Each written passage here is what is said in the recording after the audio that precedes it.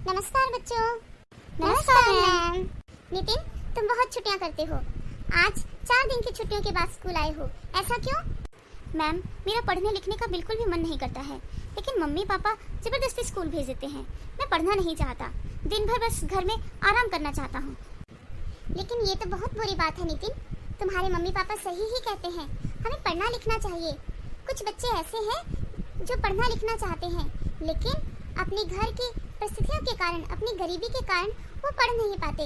उनसे पूछो, उनका स्कूल आने का कितना मन करता है, और तुम हो कि सब कुछ मिलने के बाद भी स्कूल नहीं आना चाहते हो।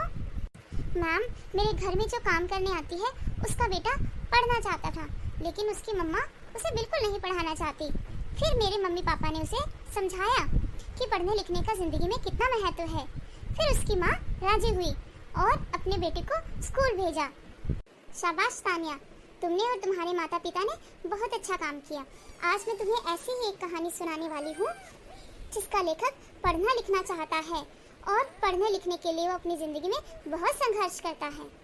हमारी आज की कहानी का नाम है जूझ।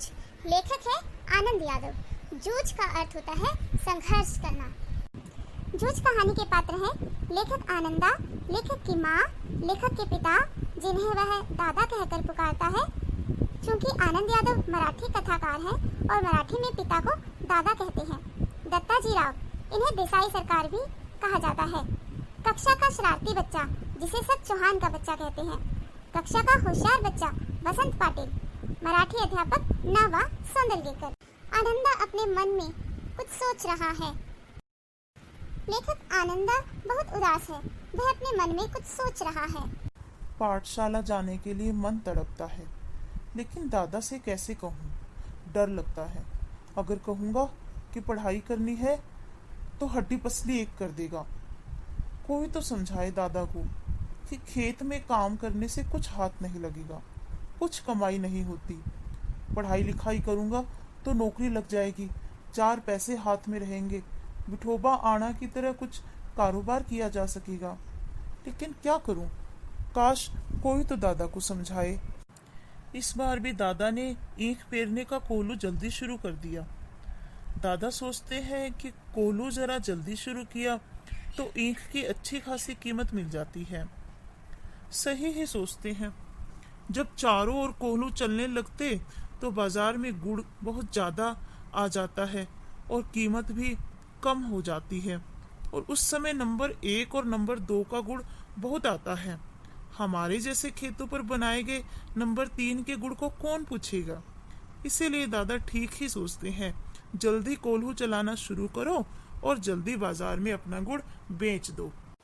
क्या लेखक ने अपने पिता से अपनी पढ़ाई लिखाई के बारे में बात करने की हिम्मत की? नहीं, लेकिन उसने हार नहीं मानी।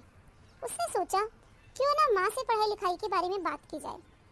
एक दिन उसकी माँ गोबर के कंडे थाप रही थी और वह अपनी माँ को बाल्टी भर भर कर पानी दे रहा था।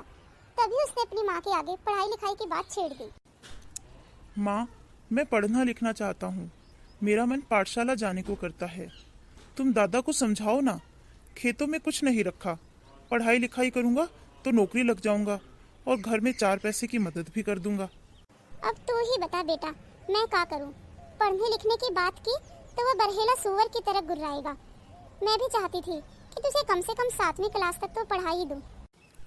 पर माँ, अब तो खेतों के सारे काम खत्म हो चुके हैं। अब मैं खाली बैठा क्या करूँगा?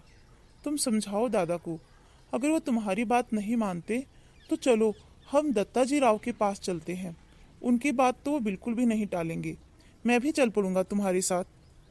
ठीक है, चलेंगे। मुझे पता है इसके दादा इसकी पढ़ाई लिखाई के बारे में बिल्कुल भी नहीं सुनेंगे, बरहेला सुअर की तरह गुर्राएगा। लेकिन क्या करूं? इसका मन रखने के लिए इसके साथ दत्ताजी राव के पास चलकर भी देख लेती हूँ, क्या पता उनकी बात मान ही ले। फिर क्या हुआ मैम? फिर उसी रात लेखक अपनी माँ के साथ दत्ताजी राव देसाई के पास चला गया। दुहाई हो देसाई सरकार, आपके पास एक फरियाद लेकर आए हैं। कहो, क्या कहना है? ये मेरा बेटा है आनंदा, ये पढ़ना लिखना चाहता है। मैं भी चाहती हूँ कि ये पढ़ाई लिखाई करे, लेकिन इसके दादा इसको पढ़ाना लिखाना नहीं चाहते। खेत का सारा काम इसी से करवाते हैं, खुद खेत का कोई काम नहीं करते, सारा दिन बाजार में रखमा बाई के पास यहाँ बैठा रहता है और छोटे से बच्चे को खेत में लगा दिया है। जब ये पढ़ाई लिखाई की बात करता है तो इसको डांटते हैं, मारते हैं, हड्डी पसली एक कर देते हैं। आप उनको समझाएं कि उसको पढ़ने लिखने दे। सरकार, अब तो जनवरी का महीना आ गया है और खेतों में कोई काम भी नहीं है। यदि अभी मेरा दाखिला करवा दिया जाए तो मेरा 1 साल बच जाएगा। मैं 2 महीने में ही पूरी तैयारी कर लूंगा और 5वीं की परीक्षा पास कर लूंगा। ठीक है, मैं समझ गया। तेरा दादा जब घर आएगा तो उसको मेरे पास भेज देना। मैं उसको समझाता हूँ कि पढ़ाई लिखाई का कितना महत्व है। सरकार, मैं और माँ आपके पास फरियाद लेकर आए थे, ये दादा को मत बताना, नहीं तो बहुत मारेगा। ठीक है, मैं जानता हूँ कि मुझे क्या करना है। जब तुम्हारा दादा घर आएगा तो उसे मेरे यहाँ भेज देना और थोड़ी देर बाद तू भी आ जाना रे छोरे, उसके पीछे पीछे।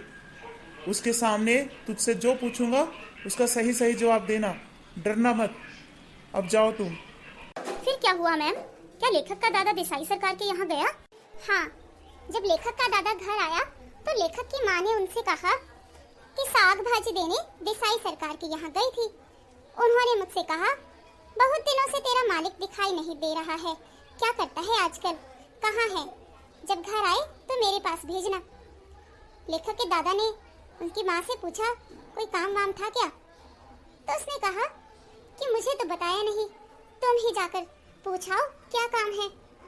लेखक के दादा ने कहा, ठीक है, तुम जब तक रोटियां सेको मैं देसाई सरकार के यहाँ होकर आता हूँ। और वो उनके पास चले गए। काफी देर तक दत्ताजी राव उसके दादा से बातें करते रहे। तभी माँ ने अपने बेटे से कहा, अब तू जा और कहना कि माँ ने जीम ने बुलाया है। तू क्यों आया रे छोरे? माँ ने दादा को बुलाया है, अभी खाना नहीं खाया। चल बैठ थोड़ी देर मेरे पास। जी, कौन सी में पढ़ता है रे तू? जी, 5वीं क्लास में पढ़ता था, अब नहीं पढ़ता, दादा ने स्कूल से हटा दिया। क्यों? खेतों में पानी लगाने वाला कोई नहीं है ना। क्यों रतनाप्पा, फिर तू क्या करता है सारा दिन? जी मैं क्यों रे रतनाप्पा, सारा दिन लुगाई और छोरी को खेत पर जोतकर खुद पूरे गांव में खुले सांड की तरह घूमता है। अपनी मस्ती के लिए तूने छोरी का जीवन दांव पर लगा दिया। सुन छोरे, तू कल से ही पाठशाला जाना शुरू कर दे। पूरी फीस भर दे उस मास्टर की, ताकि तेरा साल बर्बाद ना हो। और तेरा दादा अगर तेरे को स्कूल ना भेजे तो मेरे पास चला, इसके पास कुछ ज्यादा ही बच्चे हो गए हैं। तू मेरे पास रह, यहाँ कुछ काम कर जो तुझसे होता है, और स्कूल जा, अपना साल बर्बाद मत कर। जी, मैंने मना कब किया है जी? इसको जरा गलत सलत आदतें लग गई थी, इसलिए पाठशाला से हटा दिया। कैसी आदतें? यही सारा दिन कभी कंडे बेचता, कभी चारा बेचता, कभी सिनेमा देखने चले जाता। खेत और घर के काम में इसका मन ही नहीं लगता था, इसीलिए स्कूल से हटा दिया। क्यों रे छोकरे, क्या कह रहा है तेरा दादा? नहीं, ऐसा तो कुछ भी नहीं है। दादा तो कभी पैसे देते नहीं, इसीलिए माँ से गोबर बीन बीन कर कंडे बनवा लिए, उसी को बेचकर कुछ पैसे मिले और नए कपड़े खरीदे और मेले में चला गया था। एक बार सिनेमा भी देख ली थी। ठीक है, आगे से ये सब कुछ नहीं करना, और कल सवेरे से ही तू पाठशाला जा। अब जा यहाँ से। अरे बच्चे की जात है, एक आध बार सिनेमा देखने चला गया तो क्या हुआ? इससे उसका पढ़ना लिखना थोड़ी ना बंद करा दोगे। चलो, कल सुबह से उसको पाठशाला भेजना। अब जा यहाँ से। जी सरकार, अब चलता हूँ। पढ़ने का भूत सवार हुआ है ना तुझ पर। मेरी कुछ शर्तें माननी होगी, तभी पाठशाला जा सकता है। पाठशाला 11 बजे होती है। दिन निकलते ही खेतों पर चला जा, वहाँ सिंचाई कर और वहाँ से सीधा पाठशाला जा। छुट्टी होते ही बैग घर पर रख और फिर खेतों में चला जा। वहाँ घंटा भर ढोर चराना। कभी खेतों में काम ज़्यादा हुआ तो पाठशाला से गैर हाजिरी लगाना। ये शर्तें मंजूर है तभी पाठशाला जाना। अगर तुमने मेरी बात नहीं मानी तो किसी दिन स्कूल से ही सीधा घसीटता हुआ ले आऊँगा और कुचलता हुआ लेकर आऊँगा तुझे बड़ा भूत सवार हुआ है पाठशाला जाने का। जी, मैं आपकी सभी शर्तें मानूंगा। और कभी खेतों में काम ज्यादा हुआ तो गैर हाजिरी तो करनी ही पड़ेगी। खेतों में काम तो करना जरूरी है। देखो देखो क्लास में नया बच्चा आया है। ये जो पीछे बैठा है वो चौहान का बच्चा है। बहुत शरारती है कक्षा में। क्या रे छोकरे, देखे देखे तेरा गमछा, देखे तेरी धोती। तुम्हारा नाम क्या है? तुम तो क्लास के सबसे होशियार बच्चे हो ना। मास्टर जी तुम्हारी बहुत तारीफ करते हैं। मेरा नाम बसंत पाटिल है। अगर तुम चाहो तो मैं तुम्हारी मदद कर सकता हूँ। तुम्हारे 2 महीने रह गए हैं परीक्षा की तैयारी के लिए। मैं तुम्हारी पढ़ाई में मदद करूँगा। फिर क्या हुआ मैम? क्या आनंदा पाठशाला और खेत दोनों का काम एक साथ कर लेता था? उसे कोई मुश्किल तो नहीं आई? उसके दादा ने उसको स्कूल से हटा तो नहीं लिया बाद में? आगे क्या हुआ मैम? अरे पाठशाला जाने के लिए इतनी कठोर शर्तों का पालन मैं तो ऐसा कभी नहीं कर सकता। मैं तो पाठशाला ही ना जाऊं। हमारी कहानी का आनंदा घबराने वाला बालक नहीं था। उसने विषम परिस्थितियों से हार नहीं मानी। वह पाठशाला जाता था। शुरू में तो थोड़ा सा घबराया, थोड़ा सा दुखी भी हुआ, क्योंकि वो 1 साल पीछे रह चुका था और उसके साथ के बच्चे आगे जा चुके थे। सिर्फ गली के 2 बच्चों को ही वो जानता था और किसी से उसकी जान पहचान नहीं थी। लेकिन धीरे धीरे उसने कक्षा के सबसे होशियार बच्चे बसंत पाटिल से दोस्ती कर ली और उसकी मदद पाकर उसने सारा पिछला पाठ्यक्रम पूरा कर लिया। आनंदा अब अपने अध्यापकों का चहेता बन गया था। उसे जीवन में बहुत प्रेरणा मिली और सबसे ज्यादा प्रेरणा जिस अध्यापक से मिली उनका नाम था न.वा. सोंदलगेकर। न.वा. सोंदलगेकर आनंदा को मराठी पढ़ाते थे।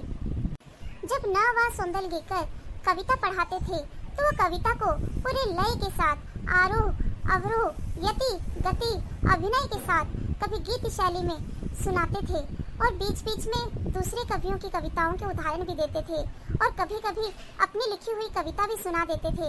यह सब देखकर आनंदा को लगने लगा कि मैं भी कविता कर सकता हूँ। जब मेरे मराठी के अध्यापक न.वा. सोंदलगेकर मालती की बेल पर कविता लिख सकते हैं तो मैं भी उन्हीं की तरह हाड़ मास का बना हुआ हूँ। मैं क्यों नहीं कविता लिख सकता? मैं भी लिखना शुरू करूँगा। आनंदा को अब कविता में रुचि जागने लगी। उसने छोटी छोटी तुकबंदियाँ करनी शुरू कर दी। तुकबंदी करने के बाद वह अपने अध्यापक को दिखाता। उसके अध्यापक न.वा. सोंदलगेकर उसको प्रेरित करते। और खेतों का काम, उसका क्या हुआ मैम? आनंदा पिता की शर्तों के मुताबिक खेतों का काम भी साथ साथ करता रहता था। जब वह खेत में जाता, वहाँ पर ढोर डंगर चराता तो वहाँ पर भी तुकबंदियाँ करता। कभी कभी उसके पास लिखने के लिए कुछ नहीं होता तो वो भैंसों के ऊपर ही लिखने लगता। मैम, क्या वो खेतों में काम करते हुए बोर नहीं हो जाता होगा? खेत में उसके साथ कोई भी तो नहीं था? नहीं, पहले उसे अकेलापन बहुत बुरा लगता था। वह सोचता था कोई ना कोई उसके साथ हो बात करने के लिए। लेकिन जब से उसने तुकबंदी करनी शुरू की, कविता लिखनी शुरू की, तो उसको अकेलापन अच्छा लगने लगा, क्योंकि वो अकेले में जोर जोर से कविता को गा सकता था और थुई थुई करके नाच भी सकता था। तो अब उसे अकेलापन बहुत अच्छा लगता था। वह चाहता था उसके आसपास कोई ना हो ताकि वो अपनी कविता कर सके, उसे गा सके, उस पर नाच सके। धीरे धीरे करके आनंदा अपने अध्यापक से प्रेरणा पाकर बहुत अच्छी कविताएं लिखने लगा। वो जब भी कोई कविता पूरी लिख लेता था तो अपने अध्यापक को जाकर सुनाता। वो उनके आने का इंतजार नहीं करता था। कभी कभी तो वो अध्यापक के घर चला जाता और उन्हें अपनी कविता दिखाता। उसके अध्यापक उसकी कविता पढ़ते, उसको भाषा अलंकार का ज्ञान देते, छंदों का ज्ञान देते और उसको बहुत प्रेरित करते।